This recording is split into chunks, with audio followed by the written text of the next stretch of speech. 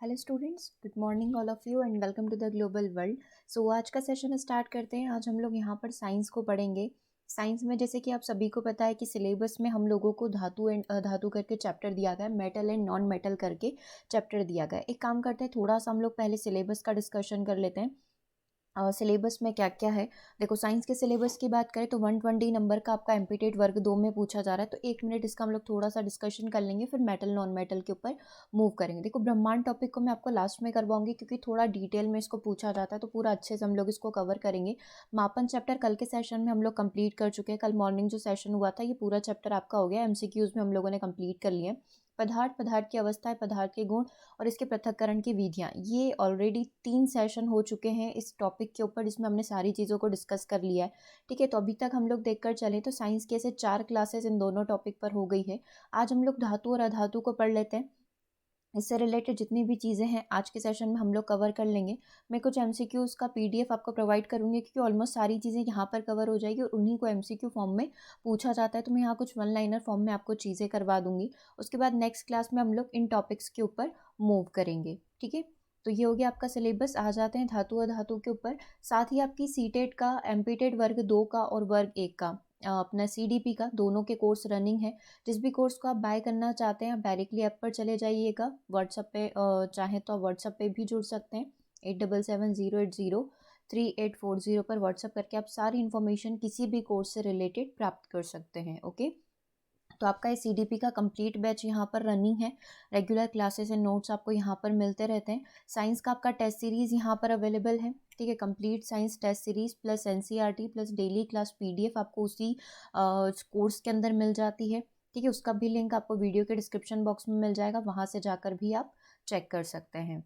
चलिए सेशन को स्टार्ट करते हैं। सबसे पहले कुछ इसी तरीके से हम लोग पूरा सेशन आज कवर करेंगे, है ना। धातु अधातु, मेटल नॉन मेटल की बात करें तो वर्तमान में टोटल 118 तत्व हैं।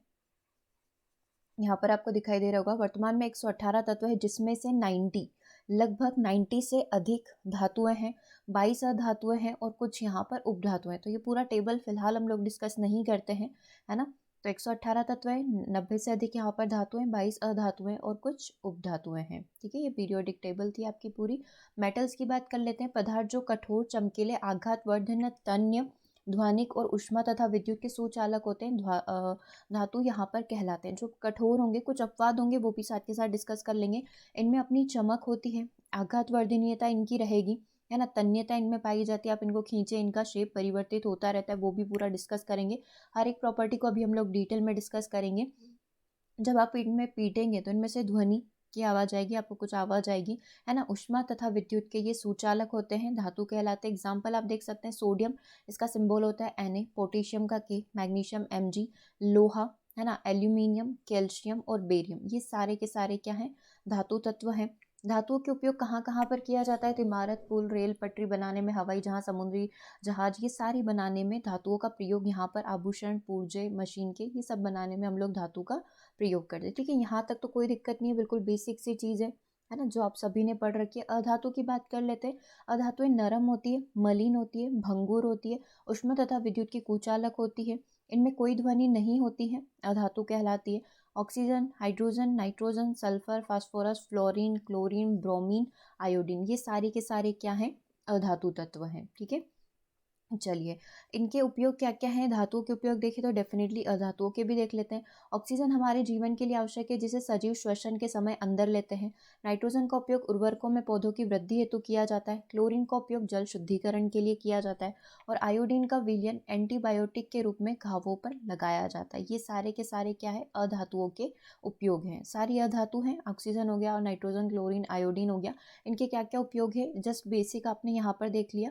ठीक है, अब हम लोग एक बार फटाफट से इसका डिफरेंस देख लेते हैं। वैसे मैंने आपको जब एमसीक्यूज करवाए थे धातु अधातु के, तो उसमें एक बार ये चीज़ पढ़ाई भी थी। इन शॉर्ट हम लोग यहाँ पर देख लेते हैं। मरकरी के अतिरिक्त सभी कक्ष ताप पर ठोस रूप में प्राप्त होते हैं। धातुएं जो है नॉर्मली ठोस रूप में होती है, लेकिन किसको छोड़ दिया जाए, यदि मरकरी को यहाँ पर, पारा को यहाँ पर छोड़ दिया जाए, क्योंकि ये द्रव अवस्था में पाया जाता है। ठीक है, अधातुओं की बात करें, तीनों अवस्था में व्यापक होती है। ब्रोमीन यहाँ पर तरल अधातु है। ठीक है।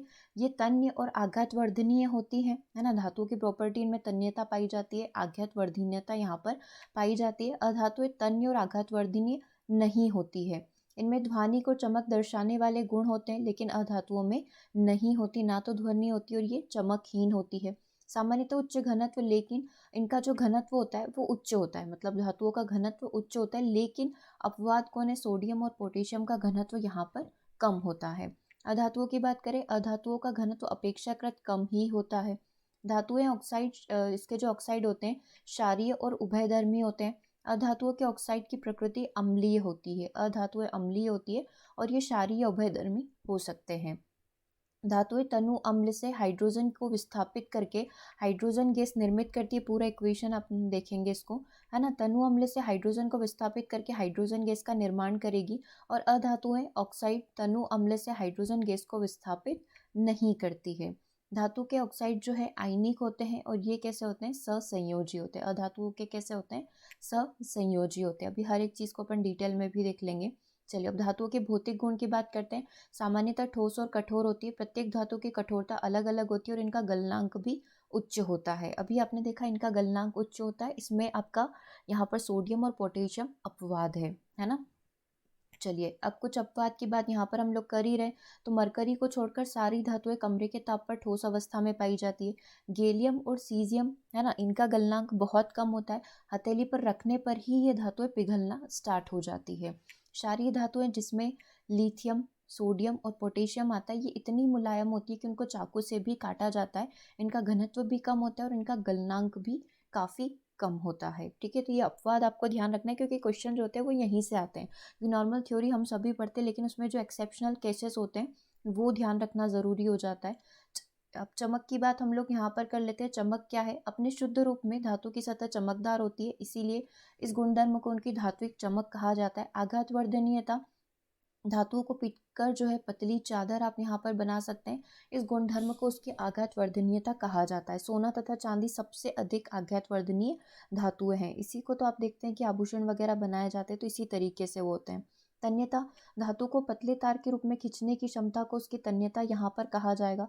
सोना सबसे अधिक तन्य धातु है। 1 ग्राम सोने से 2 किलोमीटर लंबा आप यहाँ पर तार बना सकते हैं, है ना। तो सबसे अधिक तन्य यहाँ पर कौन है, सोना होगा। और आघात वर्धनीयता सबसे अच्छी किसकी होती है, सोना तथा चांदी की होती है। चालकता, धातुएं उष्मा तथा विद्युत की सुचालक होती है। सिल्वर तथा कॉपर इसमें अच्छे चालक हैं। अपवाद की बात करें तो लेड तथा मरकरी जो है उष्मा के कुचालक होते हैं। ठीक है। ध्वनि की बात करें तो सामान्यतः धातुएं कठोर सतह से टकराने पर एक विशेष प्रकार की ध्वनि उत्पन्न करती है, उसे ध्वनिक कहा जाता है, उस तत्व को ध्वनिक कहा जाता है। अब अधातुओं की बात कर लेते हैं। अधातुओं के भौतिक गुण में क्या क्या है, सामान्यतः या तो ठोस होती है या फिर गैस होती है, लेकिन इसमें एक अपवाद है कि ब्रोमीन, ब्रोमीन जो है एक द्रव्य अवस्था में पाया जाने वाला तरल पदार्थ है, लेकिन यह क्या है, अधातुएं हैं। ठीक है। चमक, अधातुओं में चमक नहीं होती है, लेकिन इसका एक एक्सेप्शनल केस ये है कि आयोडीन अधातु होते हुए भी चमकीली होती है। ठीक है। आघात वर्धनीयता की बात करें, अधातु आघात वर्धनीय नहीं होती है, ये भंगुर होती है, अतः इनको पीटा जाए तो ये टूट जाएगी, और इनमें ये तन्यता भी नहीं पाई जाती, जैसे कि सोने की आपने देखी कि 1 किलोमीटर लंबा आप उससे वायर बना सकते, एक तार बना सकते हैं। चालकता की बात करें तो अधातुएं जो होती है विद्युत और उष्मा की कुचालक होती है, लेकिन इसमें एक एक्सेप्शनल केस है कि कार्बन का अपरूप हीरा उष्मा का सुचालक होता है, कार्बन का अपरूप ग्रेफाइट विद्युत का सुचालक होता है। तो ये इसका एक एक्सेप्शनल केस है दोनों अधातुएं कार्बन, है ना। तो उससे मिलने वाला जो उसका अपरूप हीरा है वो उष्मा का सुचालक है, और उसी का अपरूप ग्रेफाइट विद्युत का सुचालक होता है। चलिए आगे बात करते हैं। धातुओं के रासायनिक गुणधर्म की बात करते हैं, ये थोड़ा सा इंपॉर्टेंट है हमारे लिए। वह रासायनिक प्रक्रम जिसमें पदार्थ जो है ऑक्सीजन से अभिक्रिया करके उष्मा देता है, दहन कहलाता है। मतलब धातुओं का वायु में दहन किस प्रकार से होता है, मतलब वायु में किस प्रकार से वो जलती है ना। जिसमें ऑक्सीजन से, जिसमें कोई भी पदार्थ ऑक्सीजन से अभिक्रिया करके उष्मा यहाँ पर देता है, उसका दहन कहलाता है। सामान्यतः धातुओं का वायु में दहन चमकदार ज्वाला के साथ होता है, तथा लगभग सभी धातुएं ऑक्सीजन के साथ मिलकर संगत धातु के ऑक्साइड बनाते हैं। अगर किसी भी धातु को या किसी भी धातु पदार्थ को मैं ऑक्सीजन के साथ मिलाऊंगी, है ना, वायु के साथ दहन करवाऊंगी, तो धातु के ऑक्साइड बनेंगे। ठीक है। एग्जाम्पल ले लो, कॉपर ले लो, है ना। कॉपर को वायु की उपस्थिति में कॉपर को वायु की उपस्थिति में गर्म किया जाता है तो वो ऑक्सीजन के साथ मिलकर काले रंग का कॉपर ऑक्साइड बनाता है। अब कॉपर के मैं 2 तत्व ले लूँ, 2Cu ले लूँ, 2Cu + O2 तो कितना बन जाएगा 2CuO। कॉपर का क्या बन गया यहाँ पर ऑक्साइड बन गया। ठीक है, इसी प्रकार एल्यूमिनियम जो है, एल्यूमिनियम का ऑक्साइड यहाँ पर प्रदान करेगा। एल्यूमिनियम के मान लो यहाँ पर मैंने 4 तत्व ले लिए, इसकी O2 से क्रिया करा दी, ऑक्सीजन के 3 एलिमेंट ले लिए तो 2AlO3 है ना, एल्यूमिनियम ऑक्साइड यहाँ पर बन जाएगा। ठीक है, तो ये इस तरीके से इक्वेशन होती है और ये रासायनिक क्रिया है। कुछ धातुएं जो वायु में दहन करने पर अपने ऑक्साइड देती है। ठीक है, चलिए, सामान्यतः धातु के ऑक्साइड की प्रकृति कैसी होती है, क्षारीय होती है। अभी अपन ने पढ़ा था ऑक्साइड की प्रकृति क्षारकीय होने का तात्पर्य इनके अम्लों से क्रिया करके लवण तथा जल को प्रदान करना है। मतलब इनकी क्षारकीय होने का मतलब क्या है कि जब ये अम्लों से क्रिया करके क्या देती है, लवण और जल प्रदान करती है। लेकिन एल्यूमिनियम ऑक्साइड, जिंक ऑक्साइड जैसे कुछ धातु ऑक्साइड अम्लीय तथा क्षारकीय दोनों प्रकार के व्यवहार को प्रदर्शित करती है। ये एक एक्सेप्शनल केस हो गया।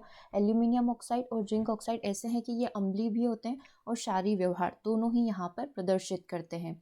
जैसे Al2O3 मैंने इसको ले लिया HCl के 6 एलिमेंट के साथ, तो 2AlCl3 ये देगा और साथ में ये पानी को रिलीज कर देगा। ठीक है, Al2O3 को जब मैंने NaOH के साथ क्रिया करवाया तो ये 2NaLO3 दे देगा प्लस H2O ये दे देगा। मतलब ये अम्लीय और क्षारीय दोनों प्रकृति को यहाँ पर क्या करता है, प्रदर्शित करता है। ठीक है, तो इस चीज़ को आपको ध्यान रखना है। ओके, ध्यान रहेगा। प्रकृति, धातु ऑक्साइड की प्रकृति कैसी होती है, क्षारीय होती है। ऑक्साइड की प्रकृति क्षारकीय होने का मतलब है कि अम्लों के साथ क्रिया करके लवण और जल देती है। ठीक है, लेकिन एल्यूमिनियम ऑक्साइड और जिंक ऑक्साइड दोनों ही प्रकृति को यहाँ पर प्रदर्शित करते हैं। ठीक है, यहाँ तक क्लियर हो गया। आगे बढ़ जाते हैं। अधिकांश धातु ऑक्साइड जल में अघुलनशील होते हैं, मतलब धातुएं नॉर्मली जल में घुलती नहीं है ना, लेकिन इनमें से कुछ जो है, कुछ धातुएं ऐसी होती है जो जल में घुलकर क्षार यहाँ पर प्रदान करती है। क्षारीय प्रकृति क्या होते हैं, जैसे एग्जांपल ले लो, sodium oxide and potassium oxide इस प्रकार से क्रिया करते हैं।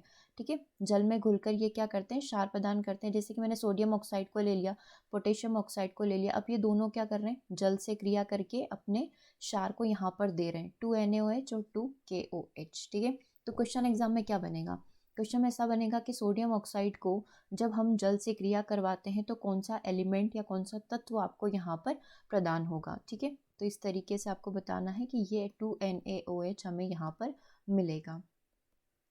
चलिए, उभयधर्मी ऑक्साइड क्या होते हैं, ऐसे धातु ऑक्साइड जो अम्ल और क्षार दोनों से अभिक्रिया करके लवण और जल प्रदान करते हैं, उभयधर्मी ऑक्साइड यहाँ पर कहलाते हैं। तो बस ये चीज़ आप ध्यान रखेंगे कि जो अम्ल और क्षार दोनों से रिएक्टिव हो, दोनों से क्रिया करके लवण और जल दें, तो उभयधर्मी ऑक्साइड इसको बोला जाएगा। धातुओं की ऑक्सीजन के साथ अभिक्रियाशीलता, तो धातुएं ऑक्सीजन के साथ कैसे क्रिया करती है, धातुएं ऑक्सीजन के साथ विभिन्न प्रकार से क्रिया करती है। जैसे पोटेशियम और सोडियम को आपने ले लिया, ये इतनी तेजी से अभिक्रिया करती है कि खुले में रखने पर ये आग पकड़ लेती है। जैसे आपने सोडियम को देखा होगा, इसको केरोसिन के अंदर ये इस तरीके से पूरा अंदर रखा जाता है ताकि ये वायु से रिएक्ट ना कर पाए। तो पोटेशियम और सोडियम इतनी ज़्यादा रिएक्टिव एलिमेंट है कि आपने इनको खुले में रखा तो ये आग पकड़ लेगी। सिल्वर तथा गोल्ड अत्यंत अधिक ताप पर भी ऑक्सीजन के साथ अभिक्रिया नहीं करेगा। सामान्य ताप पर मैग्नीशियम, एल्यूमिनियम, जिंक, लेड आदि जैसी धातुओं की सतह पर ऑक्साइड की पतली परत चढ़ जाती है। ऑक्साइड की ये परत धातुओं के पुनः ऑक्सीकरण, ऑक्सीजन से क्रिया को सुरक्षित रखती है। गर्म करने पर आयरन का दहन नहीं होता है, लेकिन जब बर्नर की ज्वाला में लोह चूर्ण को डाला जाता है तो वो बहुत अधिक तेजी से यहाँ पर जलने लग जाता है। तो ये रिएक्टिव है ना। चलो, अब धातुओं के परिष्करण की बात कर लेते हैं। विभिन्न अपचयन प्रक्रमों में प्राप्त धातुएं पूर्ण रूप से शुद्ध नहीं होती है, इनमें अपद्रव होते हैं जिन्हें हटाकर ही शुद्ध धातु प्राप्त की जा सकती है। धातुओं से अपद्रव को हटाने के लिए सबसे अधिक प्रचलित विधि विद्युत अपघटन की परिष्करण विधि है ना। जैसे कि आपने देखा है कि धातु शुद्ध रूप में प्राप्त नहीं होती, तो हमें उसमें जितने भी अपद्रव्य पदार्थ हैं, है ना, उनको हटाने के लिए जो है कुछ तो प्रोसेस करनी पड़ेगी, है ना। तो सबसे अच्छी मेथड है कि विद्युत अपघटन विधि का आप क्या करें, यहाँ पर प्रयोग कर लें। ठीक है, चलो इसकी बात कर लेते हैं। विद्युत अपघटनी परिष्करण copper, zinc, tin, nickel, silver, gold आदि अनेक धातुओं का परिष्करण किसके माध्यम से किया जाता है, विद्युत अपघटन के माध्यम से किया जाता है। कैसे किया जाता है, तो इस प्रक्रम में अशुद्ध धातु को एनोड पर तथा शुद्ध धातु की पतली परत को कैथोड पर बनाया जाता है। अशुद्ध धातु को हम लोग क्या करते हैं, एनोड पर डाल देते हैं और शुद्ध धातु की जो परत है उसको कैथोड पर लगाते हैं। धातु के लवण विलयन का उपयोग विद्युत अपघट्य के रूप में किया जाता है। विद्युत प्रवाह करने के पश्चात एनोड में अशुद्ध धातु विद्युत अपघटन में घुल जाती है तथा उतनी ही मात्रा में शुद्ध कॉपर विद्युत अपघटन से इस पर कैथोड पर जाकर निक्षेपित हो जाती है। अविलेय अशुद्धियां एनोड तली पर निक्षेपित हो जाती है, जिससे एनोड पंख हम लोग बोलते हैं, और हमें शुद्ध पदार्थ यहाँ पर या जो शुद्ध तत्व है हमारा वो यहाँ पर मिल जाता है। ठीक है, तो सबसे प्रचलित मेथड हमारी विद्युत अपघटन परीक्षण है। संचारण की बात कर लेते हैं। संचारण तो हम सभी जानते ही हैं कि जब कोई धातु वातावरण में उपस्थित पदार्थों जैसे ऑक्सीजन हो गया, अम्ल हो गया या आर्द्रता नमी होगी, इसके संपर्क में आकर क्षय होना प्रारंभ हो जाती है, जैसे कि लोहे पर जंग लग जाती है, राइट। तो इसे क्या बोलते हैं, संचारण की प्रक्रिया बोलते हैं। अब किस किस का संचारण होता है, तो सिल्वर का संचारण होता है। खुली वायु में कुछ दिन छोड़ देने पर सिल्वर की वस्तुएं काली हो जाती है, जैसे कि पैरों में पायल पहनते हैं तो वो रोज रोज पानी से क्रिया करके इस तरीके से वो भी काली पड़ जाती है। ऐसा सिल्वर का वायु में उपस्थित सल्फर के साथ अभिक्रिया करने से सिल्वर सल्फाइड बन जाता है और इसकी परत बनने के कारण ये प्रक्रिया होती है। कॉपर का संचारण कैसे होता है, कॉपर वायु में उपस्थित आर्द्र CO2 से अभिक्रिया करके अपनी भूरे रंग की चमक को धीरे धीरे खो देता है तथा इस पर क्षारीय कॉपर कार्बोनेट की हरे रंग की परत चढ़ जाती है। लोहे का संचारण लंबे समय तक आर्द्र वायु में रहने पर लोहा भूरे रंग के पदार्थ की परत चढ़ जाती है, जिसे जंग Fe2O3NH2O यहाँ पर कहा जाता है। संचारण से कैसे सुरक्षा करो, तो धातुओं पर पेंट करके, तेल लगाकर, ग्रीस लगाकर, यशत लेपन करके, क्रोमियम लेपन करके, एनोडीकरण करके या मिश्र धातु बनाकर जो है हम लोग संचारण को या तो धीमा कर सकते हैं या फिर रोक सकते हैं। ठीक है, किसी में अगर होना ही है तो फिर हम उसकी प्रक्रिया को थोड़ा धीमा कर सकते हैं, जैसे लोहे वगैरह में हम लोग करते हैं ना, उसमें पेंट कर देते हैं इस तरीके से। चलिए मिश्र धातु की बात कर लेते हैं। दो या दो से अधिक धातुएं, कभी कभी इसमें अधातु भी हो सकती है, कि सममांगी मिश्रण को मिश्र धातु कहा जाता है। इसे तैयार करने के लिए पहले मूल धातु को, जिसको अभी हमें बनाना है, जो मूल धातु है उसको गलित अवस्था में लेकर आओ। तत्पश्चात दूसरे तत्वों को एक निश्चित अनुपात में उससे विलीन किया जाता है, मतलब दूसरे तत्वों को इसमें डालो। फिर इसे कमरे के ताप पर शीतलकृत करो, मतलब ठंडा करो। मतलब जिस भी पदार्थ की हमें मिश्र धातु बनानी है उसको गलित अवस्था में लेकर आओ, दूसरे पदार्थ का विलयन इसके अंदर डालो, फिर रूम टेम्परेचर पर इसको ठंडा करो। यदि कोई धातु पारद है तो इसके मिश्र धातु को अमलगम यहाँ पर बोला जाएगा।